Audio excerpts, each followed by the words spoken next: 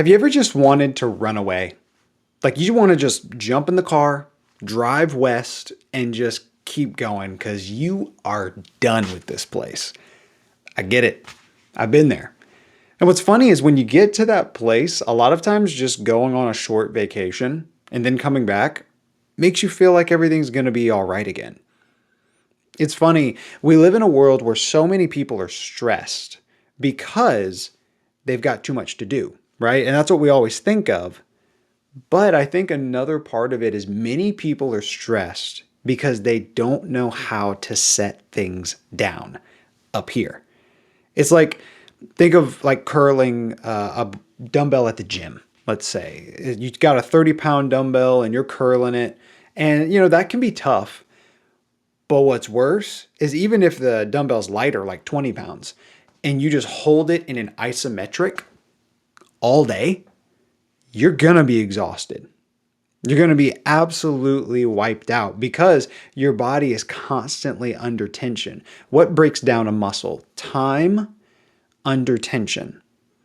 What breaks us down mentally?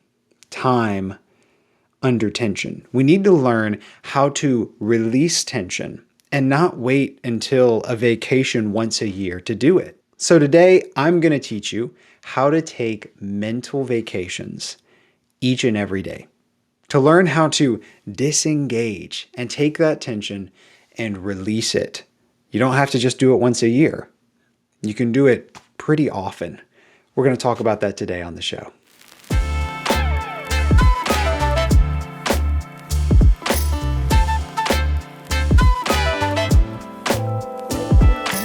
Hey guys, I am Reese Maxwell from thrivingman.com. We do life coaching to be able to help guys get out of survival mode and start living a life they can be proud of. If that sounds like you, we'd love to have you on the team of subscribers. So if you want to go ahead and subscribe, like, and jump in on this video, even share it with a friend that you think it would help, that would be awesome. We want to help as many people as possible. So we've been in this series on what we call catch and release, which is the ability to focus on a topic and engage and work hard and then let go. I think we get the principle of focusing on a topic and really trying to go hard at being productive at something good. We understand that. We've got this huge productivity culture where we're trying to line up everything and optimize everything to be maximally productive. But I think a lot of times we forget that disengagement, letting go, is an art in and of itself, and it helps you to be more productive in general. It also helps you live life a little bit more effectively. But we've lost the art of disengaging. We don't know how to let go anymore. It's like we just have everything so chock full. We're constantly moving, constantly going, constantly doing that. Eventually, we have that time under tension mentally, and we get exhausted. We've lost the art of disengaging. We don't even know how to let go, so we just try and numb out with our phone. We've got this constant mental background noise going, so we try to escape it through media, or we get to the point where we get so tired of it all, we just want to run away, like I talked about at the intro of this video. What we have to learn to do is to disengage. It's like taking a mini mental vacation. It's like having a rest in music or having blank space in a piece of art. Sometimes if you want your productivity time to be better, you need to have time to not try and be productive. Sometimes if you want to be more effective at enjoying your life, you need to learn how to not worry about it so much. And that takes practice. Disengagement is a skill. And it's one that we need to develop. It's kind of like a professor who, the moment you show up to their class, they're just talking and hitting you with information the entire 50 minutes or hour and a half or whatever that time period is. That's mentally exhausting because you never have any space to process what you're learning. You're just being slammed with new information. A lot of people live their life that way, and that's not a very effective way to do it. We need space to disengage. We need space to rest up here. We need space sometimes to just be where we're at. On a good vacation, you're not trying to be anywhere else mentally. When you're on the beach, listening to the waves, you're just there. You're having a good time and you're not thinking about what's next, what was, you're just present. That's a state of being disengaged, but we can't only get that once per year and have a full tank to live our life. A lot of people on their deathbed say something along these lines. Man, I wish I'd slowed down. I wish I took time to appreciate the things that really mattered. They're really saying that they wish they knew how to disengage and just be. That's what a vacation is. But we can do that with our life. So let's talk about how to take those mini mental vacations in our everyday so that we can live our lives well. First off, we need to start small. Let's recognize this. Disengagement is a skill that takes effort. If we're going to intentionally set things down, it's like a new habit we have to develop. And habits are best when they're started small. So I'm going to give you a challenge, and I'll round back to this at the very end of the video, but try whenever you go to the bathroom to go pee, don't bring your phone with you. When you go pee, just go pee. You don't have to be on social media. You don't have to be checking your email. You don't have to be texting anybody back. Just be in that moment. It's like 30 seconds to a minute long. I think we can start at that place. You don't have to add something to your schedule. It's just a simple like, hey, when I go do this, when I go pee, which is something we've all got to do, I'm just going to be in that moment. You can practice being present. That's a way to disengage shortly, quickly, and easily. The second way that you can start small is by really simply putting time on your calendar to relax.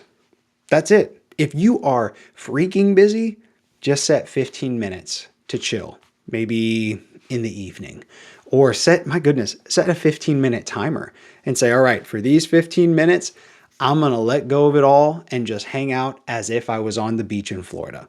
Great. That's fantastic. If you can do up to an hour, that would be awesome. But even if you can't, just 15 minutes is a good place to start. You're just intentionally saying, I'm going to disengage for this period of time. Knowing that there's a start point and a stop point can help your brain relax and say, okay, I don't think we can fully relax all the time, but we can do 15 minutes. That's the point. We're starting small. The point is just to get your reps in, to just try it, because that's how you start. You just start small. I remember one time, this was a few days before I got married to Emily. I was with my groomsmen and they paid for me to get a massage. And I will tell you, I had no idea how much tension I had built up in just like my traps until they tried to tell me to relax them. And then they started massaging these traps. I was like, oh my gosh, it's like I've been shrugging my entire life. It was insane because I didn't even realize I had all this tension built up until I tried to let it go.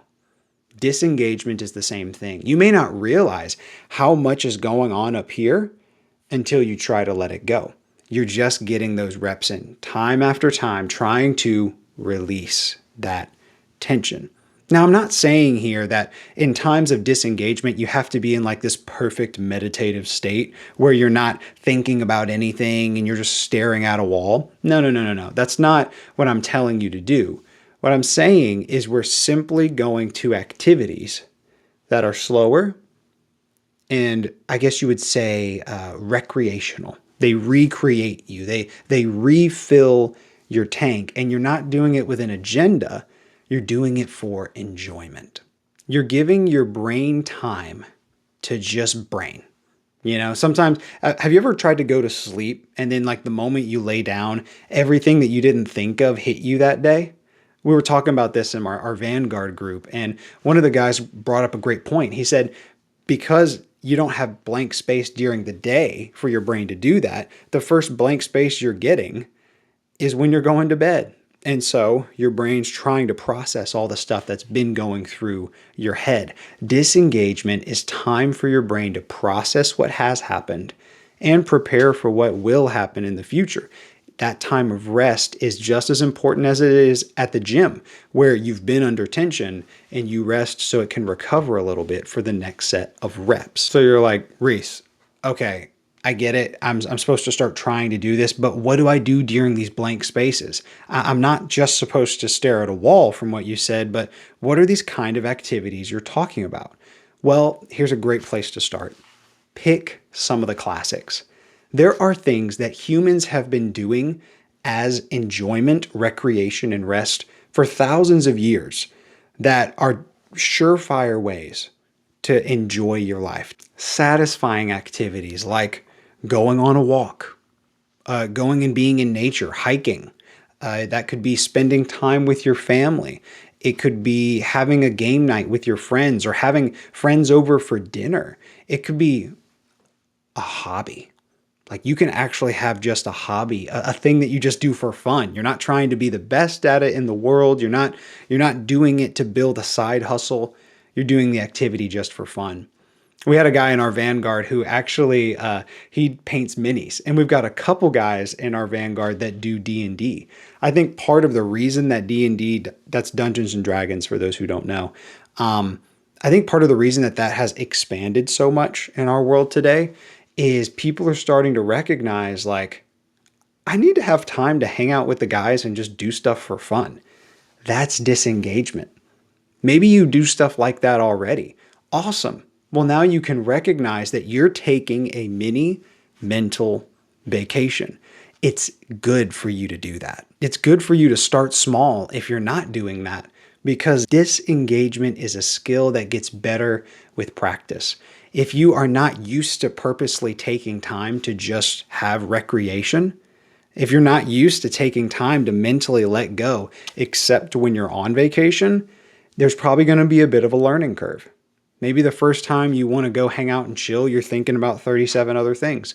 But as time goes along, you will get better at letting go, at releasing the things that are on your mind. We have to do that, or else the constant tension will be too much for you. So I have two challenges for you. We've gotten to it. We're at the application section. One, like I told you earlier, don't take your phone with you when you go pee. Just pee. That's it. It's 30 seconds to a minute. I think you can survive. You're going to be all right. But you're practicing just being present. You're not trying to think through all your work stuff. You're just letting your brain, like that guy in our Vanguard group said. The second thing that is so important is start intentionally setting time aside to have those disengagement moments. Set time aside for those little mini vacation moments. That can be playing with your kids. That could be picking up a hobby or going for a walk. Exercise. If that's something rejuvenating for you, maybe exercise is that chance. But it's as simple as picking a timer, saying, hey, for 45 minutes, I'm going to disengage, and having that time. Don't wait until once a year. Whenever you get to that point where, all right, I'm in a different state, I'm in a different country, now I can chill. Start today. Because if you can't do that here, it'll be harder to do even when you're on vacation. Disengagement is a skill that is needed, and it's something that you can develop. So do those two challenges and start enjoying your life at a new level today. We'll see you in the next episode. Thanks for listening to the Thriving Man podcast. If you want to check out more resources from David and Reese, you can go to thrivingman.com. We'll see you in the next episode.